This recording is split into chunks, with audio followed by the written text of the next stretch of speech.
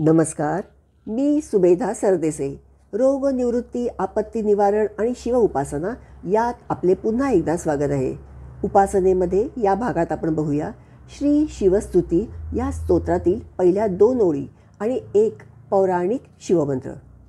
आपण बघत आहोत केवळ आजाराचं योग्य निदान न झाल्यामुळे किती हाल अपेष्टा काढाव्या लागल्या. अटॅक येऊन संपूर्ण शरीर कामातून गेलं. गुंतागुंतीची सतत वाढ होऊन अनेक शस्त्रक्रिया कराव्या लागल्या. डॉक्टर कोठारी आणि डॉक्टर गांधी यांनी प्लास्टिक सर्जरी म्हणजे त्वचारोपण करून बेडसोरच्या दोन्ही जखमा कायमच्या बंद केल्या. डॉक्टर कोठारी मी खेळाडू असल्यापासूनचे माझे डॉक्टर होते. स्पर्धेत पळताना डाव्या पायाच्या टाचेचा स्नायू तुटला. ती शस्त्रक्रिया पण त्यांनीच केली होती. आत्ताची पण आणि नोटाबंदीच्या काळानंतर जे 2016 सालानंतर 2017 साली बेडसोरची परत एकदा शस्त्रक्रिया करावी लागली. माझ्या एकंदरीत 30 वर्षाच्या आजारपणात 3 वेळा मला त्यांच्याकडे ॲडमिट व्हायला लागलं. मी काठीला धरून चालायला लागल्यानंतर एकदा बाहेर खूप पाऊस पडत होता. अंगात ताप होता, पोट खराब झालं होतं, म्हणून मी डॉक्टरांच्याकडे गेले होते. त्यांना सगळी लक्षणं सांगितली तर ते म्हणाले, गेल्या वर्षीसुद्धा याच कारणासाठी तू आली होतीस, आठवत आहे का? नाही ना, विसरलीस ना? बघ, माझ्याबरोबर लक्षात आहे. पावसाळ्यामध्ये पाणी खराब असतं, जरा काळजी घ्यावी, पाणी उकळून प्यावं किंवा घरात फिल्टर बसवावा, म्हणजे हा त्रास परत होणार नाही. माझ्यावर त्यांनी सकाळ पेपर्समध्ये एक लेख पण लिहिलेला होता. म्हणजे आजारपण, त्याच्यासाठी केलेले प्रयत्न आणि डॉक्टरांची मेहनत याच्यावरती. इमर्जन्सी असताना, खूप बरं नसताना घरीसुद्धा बघायला यायला लागायचं. क्रियेनंतर 2 आठवडे अगदी हलका व्यायाम करायचा होता.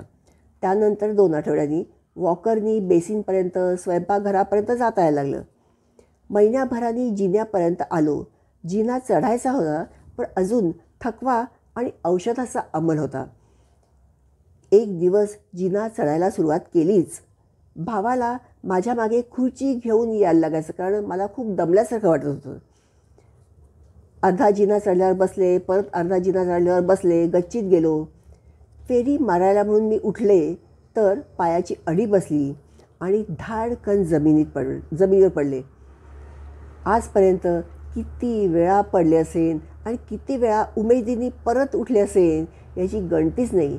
एकदा तर बेडसोर्स असतानाच पडले होते आणि संपूर्ण जमीन रक्तबंबाळ झाली होती. तरीसुद्धा या परिस्थितीतून आपल्याला बाहेर यायचं आहे म्हणून सगळे कष्ट चाललेले होते. सर्व डॉक्टर्स आणि फिजिओथेरपिस्ट यांच्या म्हणण्याप्रमाणे आता सर्व ताकदीने व्यायाम करायला पाहिजे होता, कारण इतके दिवस जी प्रगती मागे येत होती ना बेडसोर्समुळे वगैरे, ती आता मागे येणार नव्हती. सगळ्यांनी मिळून मला एक चार्टच आखून दिला होता. आपल्याला जे काय काय करता येईल ना ते सगळं करायचं. हाताची बोटंसुद्धा हलवायची आणि खास करून आपल्या ही पेरं जी आहेत ना हाताची, ते म्हणजे ॲक्युप्रेशरचे पॉईंट्स आहेत, त्यामुळे ते सुद्धा अधेमध्ये दाबायचे. एक रबरी बॉल घेऊन तो दाबत बसायचं. हातातल्या स्नायूंची ताकद वाढावी म्हणून अर्ध्या किलोचे डंबेल्स आणलेले होते. त्या डंबेल्सनी व्यायाम करायचा. पलंगावर पडताना सुद्धा साधं, कधी डावीकडे, कधी उजवीकडे, कधी पालथं असं पडायचं. लोखंडी पलंगाच्या पायाकडच्या बाजूला त्यावेळेला 28 वर्षापूर्वी लोखंडी पलंगच असायचे. एक लोखंडी स्टँड बसवला होता. त्यात 2 पुली घालून दोर सोडून खाली 2 रिकबी बांधलेल्या होत्या. त्यात पावलं ठेवायची आणि वर खाली करता येण्यासाठी प्रयत्न करायचे. हे सगळं पायातली ताकद वाढण्यासाठी. लोखंडी रॉडला पलंगाच्या एक साडी गाठ मारून ठेवलेली असायची. त्याला धरून उठण्याचा प्रयत्न करायचा, कमरेतली ताकद वाढावी म्हणून. दोन्ही बाजूला पलंगाच्या 2 पट्टे बांधलेले होते. वेडे वाकडे पाय महत प्रयत्नांशिवाय सरळ होणं शक्य नव्हतं. दिवसातून 2-3 वेळा पायाला स्प्लिट्स बांधायच्या. रात्री ते सैलसर पट्टे जे होते ते बांधायचे, जेणेकरून पाय सरळ राहतील. पण फार काळ राहायचे नाहीत. ते दुखायला लागलं की मी वडिलांना हाक मारायचे आणि कितीही झोपेत असले ना तरी ते पटकन उठू द्यायचे आणि पाय सोडायचे. रोज रात्री पट्टे बांधण्याचं काम वडिलांचं होतं आणि रोज त्यांच्या डोळ्यात पाणी आलेलं असायचं. आपल्याच मुलीला पलंगाला असं बांधायचं. पण केवळ आपल्याला परिस्थिती बदलायची आहे म्हणून अख्खं घर कामाला लागलेलं होतं. आणि वडील आणि भाऊ हे दोघे तर अभियंता क्षेत्रामधले होते, त्यामुळे त्यांनी सर्व सोयी घरामध्ये केलेल्या होत्या. आता फिजिओथेरपिस्ट एकदा येऊन व्यायाम घ्यायची, एकदा वडील किंवा भाऊ व्यायाम घ्यायचा, रुपाली जाधव ही एकदा येऊन मसाज करायची. इतके दिवस एक जिना चढून वर गच्चीत जात होतो, तसंच 2 जिने उतरून खाली जायचं ठरवलं. महिन्याभराने ते जमायला लागल्यावर गेटपर्यंत जायला लागलो. ते सुद्धा जमायला लागल्यानंतर महिन्याभराने फाटकातून बाहेर जायचं ठरवलं. आणि बरोबर अटॅक आल्यापासून 2 वर्षांनी, म्हणजे 94ला अटॅक आला, 96 साली आम्ही पहिल्यांदा दरवाजातून बाहेर पडलो. मी, आईवडील, भाऊ आधी दशभुजा गणपती मंदिरात गेलो, देवाचं दर्शन घेतलं आणि तिथून पुढे बहिणीच्या घरी गेलो. गप्पा मारून जेवून वगैरे संध्याकाळी परत आलो.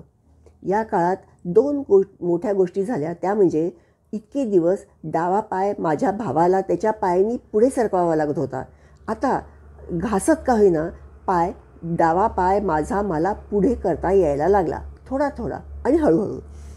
दुसरं म्हणजे एक ओळखीतले परदेशात गेलेले होते. येताना त्यांनी 2 चालण्यासाठी काठ्या आणल्या होत्या. त्यावेळेला म्हणजे 28 वर्षापूर्वी आपल्याकडे एक तर लोखंडी आणि जड काठ्या असायच्या. त्या मानाने या चालण्यासाठी अगदी सुटसुटीत होत्या.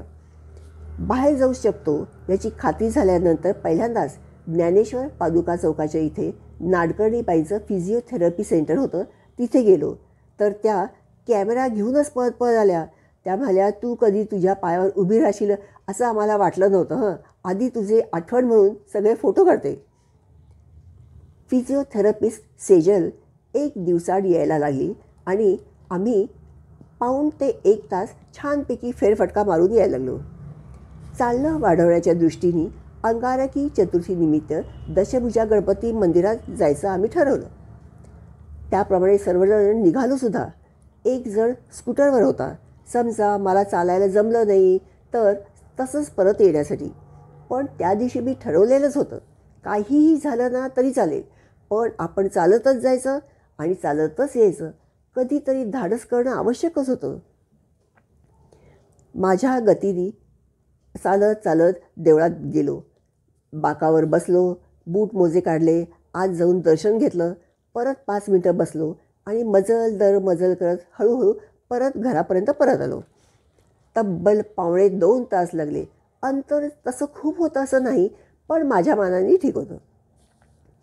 जसं आम्ही बाहेर जायला लागलो ना, तसं अनेकांचं म्हणणं पडलं की पुढची प्रगती होण्याच्या दृष्टीने तुम्ही कबीरबागेत डॉक्टर करंदीकर यांच्याकडे व्यायामाला जरूर जा. तिथे तुमची सगळ्यात जास्त प्रगती होईल. आणि खरंच आहे, माझ्या प्रगतीचा सर्वोत्तम काळ हा मी तिकडचाच काळ होता. पुढचा भाग अजिबात चुकवू नका, कारण डॉक्टरांनी दिलेला धीर आणि करून घेतलेले कष्ट ह्याचा माझ्याकडे अनमोल साठा आहे. असंच एकदा मला गुरुस्थानी असणाऱ्या आणि त्या माझ्या पडत्या काळात माझ्यासाठी स्फूर्ती देवता ठरलेल्या साध्वी शालिनी किंजवडेकर आलेल्या होत्या. वरच्या वर्गात जावं तसं अभ्यासक्रम बदलतो, थोडा कठीण होत जातो. तसं मला त्या म्हणाल्या, आता तू जपाला सुरुवात कर. इतके दिवस मानसपूजा चाललेली होती फक्त. सगळ्यात आधी श्री शिवस्तुती ह्या स्तोत्रातील पहिल्या 2 ओळी घे. हातावर पाणी घेऊन संकल्प सोडायचा, कारण संकल्पाशिवाय सिद्धी नाही. आणि 1.25 लाख जप पूर्ण कर.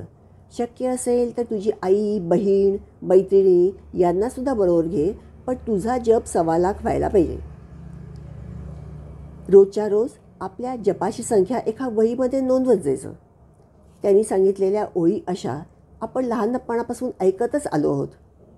कैलास राणा शिवचंद्र मौळी, फणींद्र माथा मुकुटी झळाळी, कारुण्य सिंधू भवदुःखहारी, तुझ वीण शंभो मज कोण तारी. साधारणपणे 11 सेकंदात हे एकदा म्हणून होतं. 17 ते 18 मिनिटात 1 माळ होते.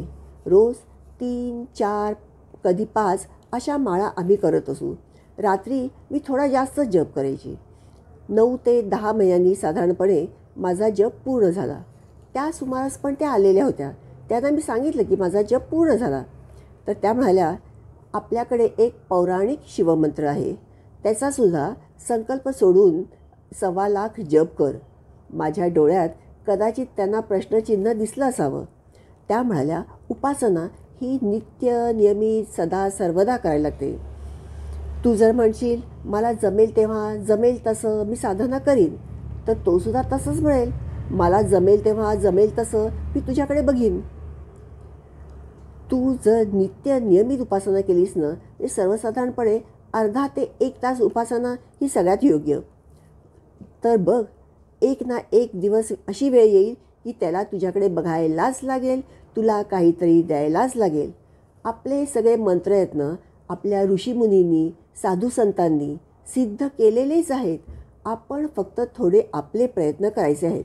एका कागदावर त्यांनी मला तो मंत्र लिहून दिला.